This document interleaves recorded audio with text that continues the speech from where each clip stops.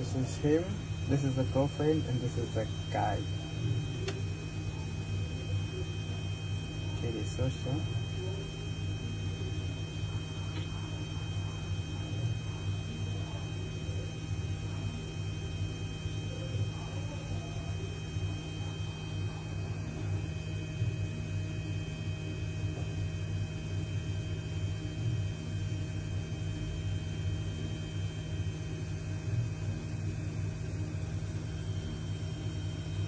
What's in the plastic? Like equivalent to like it's safe. The woman seen walking in first is Sfundo Shabalala's girlfriend. The first man behind her is Sfundo. The third man is a stranger to the couple. Moments later, he will ask them for a lift from this establishment to his home in Phoenix. The couple doesn't know this man at all, but out of the kindness of their own hearts, they do give him a lift to help him. What they do not know is that this man has an evil plan for them. On their way to drop him off, he starts by changing his final destination. They are patient with him, and then he still keeps changing his final destination for a couple more times. Then in a moment they didn't expect, he takes out a knife and then starts stabbing Sfundo. He stabs him on his neck and then stabs him on his stomach. Sfundo unfortunately passed away.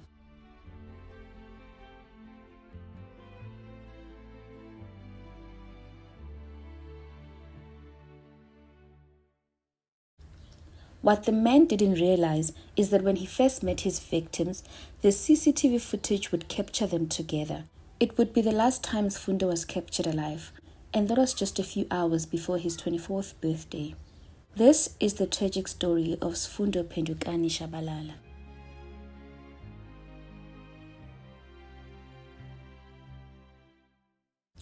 Welcome back to True Crime Julia. On this channel, we profile shocking true crime cases that have happened in South Africa. Today's case is fairly new.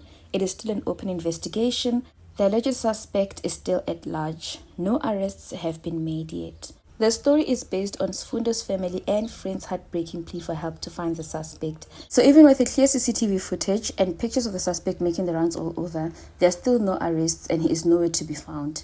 So the story is mostly also based on reports by the girlfriend's account of events. So let us get into the story. This is him, this is the girlfriend, and this is the guy. Okay, the social.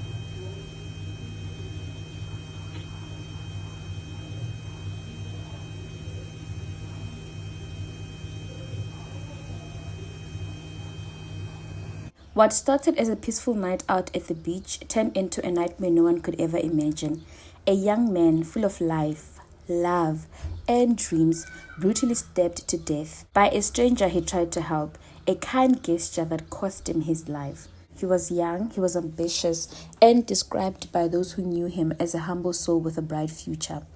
He had studied at the University of Technology, where friends say he was passionate about making a difference in his community. To his family, he was more than just a son or a brother. He was the heartbeat of the Sisemanzini family, a person whose laughter filled their home and whose kindness left a mark on everyone he met. His life was meant to be filled with promise, but on the 24th of August, everything changed. It was supposed to be a simple, joyful outing. Sfundo and his girlfriend had gone to South Beach, also known as Jukhosi, to watch a football match and enjoy the evening breeze by the ocean. But what started as a peaceful date night soon took a dark turn. According to family accounts, as the couple was leaving in the early hours of the morning, around 4 a.m., they encountered a man who pretended to know Sfundo. So they say he approached the couple and asked them for a lift, saying he lived in Phoenix. Out of their kindness and goodwill, Sfundo and his girlfriend agreed. At first, nothing seemed off until the man began changing his drop-off locations, acting increasingly suspicious. Then, without warning, the horror began. While the couple was driving, the man suddenly pulled out a knife and stabbed Sfundo in the neck, killing him instantly, right in front of his girlfriend. The attack was vicious, it was calculated, and extremely senseless. A good man's life was stolen for no apparent reason, leaving his loved ones with questions that may never be answered. The news shattered the family. In interviews, relatives describe their heartbreak and frustration, accusing police of being too slow to act. They say that they are heartbroken because their brother was killed for nothing. The killer has destroyed their family. There's even a video footage showing him carrying a black plastic bag, yet nothing is being done. This is one of the family members being quoted in an interview. Their family say even with clear CCTV evidence of the suspect, the police investigation has stalled. Each passing day without an arrest feels like another wound to their hearts. They say Sfundo did nothing wrong. His only mistake was helping a stranger. The murder case has sparked outrage across Durban and social media. Friends, neighbors, and strangers have all joined the family's plea, sharing images of the suspect and calling for a swift justice. On platforms like Facebook, X, and TikTok, users have flooded timelines with posts under the hashtags like Justice for Sfundo.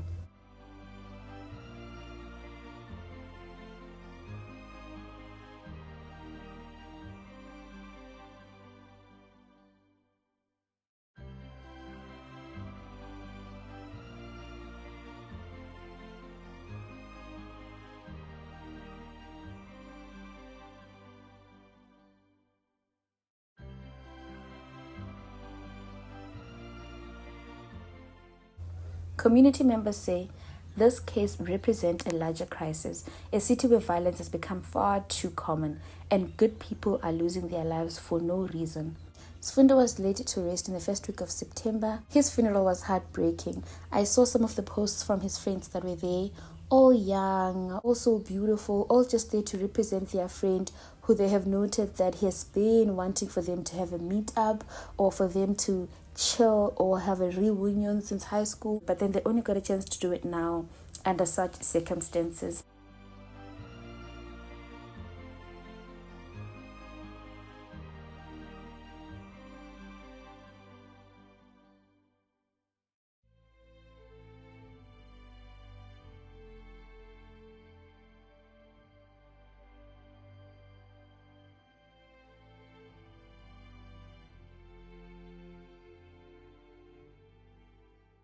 The question lingers, how does a young man with so much potential be taken away so cruelly?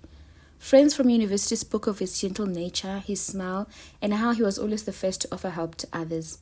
The community gathered not only to mourn but to demand justice. They said goodbye to a brother, a friend, a son, and vowed that his death would not be in vain. To this day, no arrests have been made.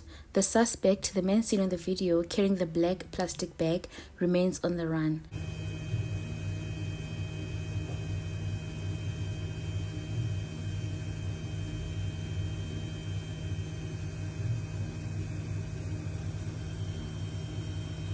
What's in the plastic?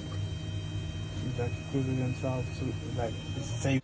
The family is pleading with the police and the public. They will not rest until the man who took Sfundo's life is behind bars.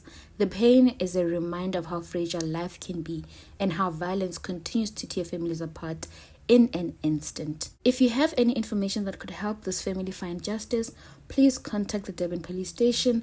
Even the smallest detail could make a difference. To the family, our thoughts are with you and we stand with you in your call for justice. If you found the story important, please like this video, share it, and subscribe to True Crime Julia for more real South African stories that deserve to be heard. Let's talk in the comment section. What are your thoughts about this story? Remember to be kind, be cautious, and always stay aware of your surroundings. Until next time, stay safe, and I will see you on the next one.